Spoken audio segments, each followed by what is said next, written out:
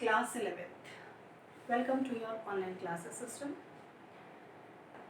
12th के लिए classes अब तक हो चुके थे. हम लोग 11th की बात कर रहे हैं, जहाँ पर उन लोगों के लिए ये बिल्कुल नया है कि सोशल मीडिया के थ्रू पढ़ना, ऑनलाइन क्लासेस के थ्रू पढ़ना, जहाँ पर हम लोग वीडियोस के थ्रू आपस में एक दूसरे से इंटरेक्ट करेंगे.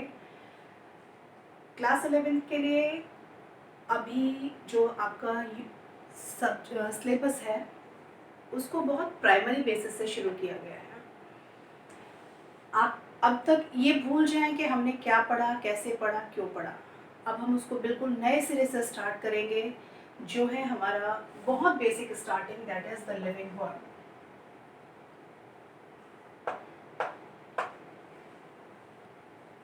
लिविंग वर्ड, सजीव जगत. लिविंग मीन्स सजीव, वर्ड मीन्स जगत. वो दुनिया जहाँ पर लिविंग ऑर्गेनिजम्स या लिविंग बींग्स या सजीव पाए जाते हैं. आखिरकार ये लिविंग या नॉन लिविंग है क्या चीज़? लिविंग हम किसको कहते हैं, सजीव हम किसको कहते हैं? The word living is reciprocal of non living, just उल्टा. तो सबसे पहले हम लोग डिफरेंशिएट करें लिविंग क्या है और नॉन लिविंग क्या है. लिविंग थिंग्स क्या होती हैं? अगर हम अपने अराउंड देखना शुरू करते हैं तो हमारे आसपास बहुत सारी चीज़ें हमको दिखाई देती हैं. जैसे हमारे घर का फर्नीचर है, हमारे घर में रहने वाले लोग हैं, हमारे घर में पाए जाने वाले छोटे छोटे कीट मकोड़े हैं, या हमारे घर में पाए जाने वाले जितने भी इलेक्ट्रॉनिक या डिफरेंट अप्लाइंसेस हैं.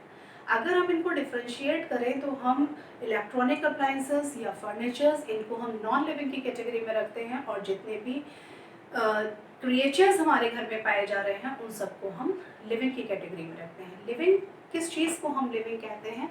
हम अगर कोई एक स्पेसिफिक डेफिनेशन कहें तो लिविंग की कोई अपनी एक परिभाषा नहीं है, बल्कि उनके कैरेक्टर्स के बेसिस पर हम पहचान सकते हैं कि ये चीज़ लिविंग है. जैसे कॉमनली अगर एग्जाम्पल पूछा जाए, सबसे पहले बच्चे जवाब देते हैं लिविंग बींग्स चल सकते हैं. That is they show the movement. उनके अंदर लोकोमोशन की कैपेबिलिटी होती है.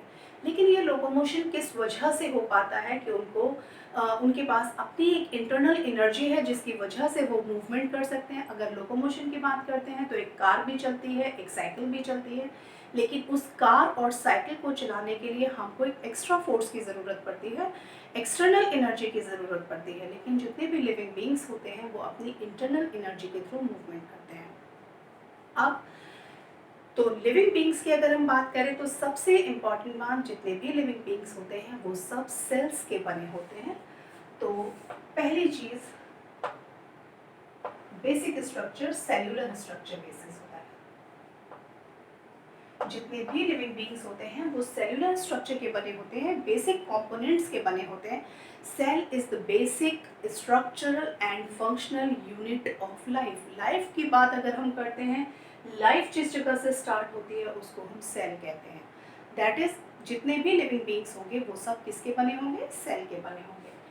अब दूसरी चीज़, जितने भी लिविंग बींग्स होते हैं उनको पोषण की ज़रूरत पड़ती है या न्यूट्रिशन की ज़रूरत पड़ती है.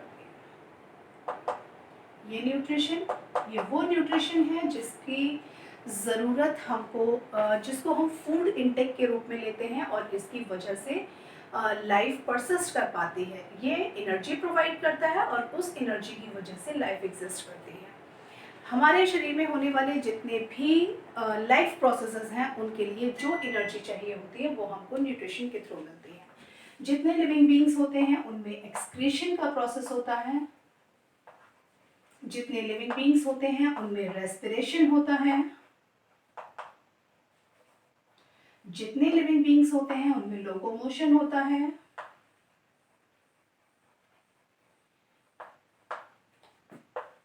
रिप्रोडक्शन की कैपेबिलिटी होती है. रिप्रोडक्शन का मतलब होता है अपने ही समान संततियों को उत्पन्न करना, अपने ही जैसे जीवों को उत्पन्न करने की कैपेबिलिटी.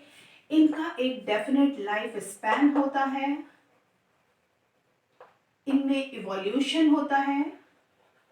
इस सारे टॉपिक्स को हम वाइडली डिस्क्राइब करेंगे. अभी हम एक छोटे स्तर पर इनको, तो ये कुछ कैरेक्टर्स हैं जिनके बेसिस पर हम आइडेंटिफाई कर सकते हैं कि कोई भी क्रिएचर या कोई भी ऑर्गेनिज्म लिविंग है या नॉन लिविंग है.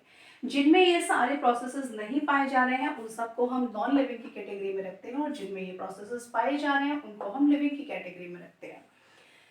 तो लिविंग बींग्स जितने भी होते हैं उनको हम डिफरेंशिएट कर सकते हैं नॉन लिविंग बींग से इन प्रोसेसेस के बेसिस पर, इन कैरेक्टर्स के बेसिस पर। अब लिविंग और नॉन लिविंग के बीच भी कुछ होता है क्या, इनसे अलग भी कुछ होता है, तो वो होते हैं डेड। डेड किसको कहते हैं?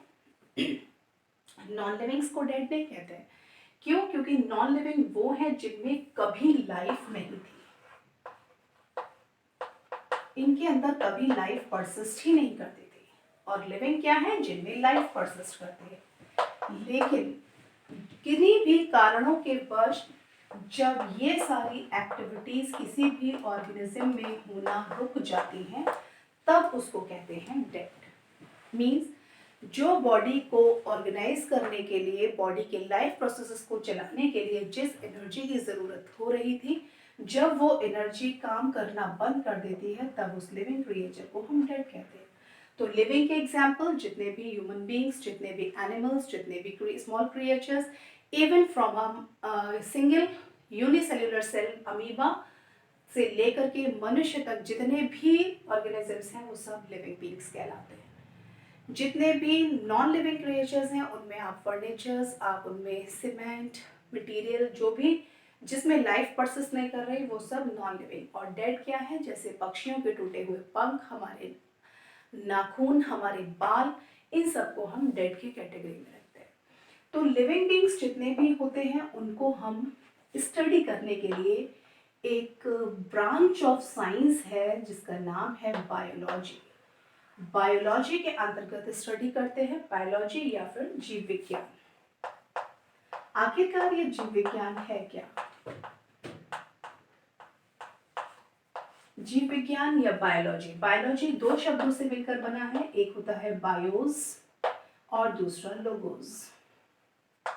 बायोस का मतलब होता है लाइफ और लोगोस का मतलब होता है to study. Means a branch of science which deals with the study of life is known as biology। विज्ञान की वह शाखा जिसके अंतर्गत हम जीवों का अध्ययन करते हैं उसको हम जीव विज्ञान कहते हैं। इस जीव विज्ञान को हम ब्रॉडली दो कैटेगरीज में डिवाइड कर लेते हैं, एक होता है जूलॉजी और दूसरा होता है बॉटनी। जूलॉजी में हम सारे एनिमल्स और उनके क्रियाकलापों का अध्ययन करते हैं, बॉटनी में हम सारे प्लांट्स और उनके क्रियाकलापों का अध्ययन करते हैं, उनका स्ट्रक्चर, उनकी फिजियोलॉजी, उनका टाइप, उनका डिस्ट्रीब्यूशन, इन सब का स्टडी। एनिमल्स के बारे में अगर स्टडी करना है तो branch of biology which deals with the animals is known as zoology, branch of biology which deals with the plants is known as botany. Zoology के बारे में जब हमको पूरा डिस्क्रिप्शन जिन्होंने दिया था, जूलॉजी को ब्रॉडली जो कैटेगराइज किया था, उनका नाम था साइंटिस्ट का एरिस्टोटल या अरस्तु, also known as father of zoology. और बॉटनी के बारे में बताने वाले थे थियोफेस्ट्रस। Father of botany is known as Theophrastus and father of zoology is known as Aristotle. Father of biology is also known as Aristotle.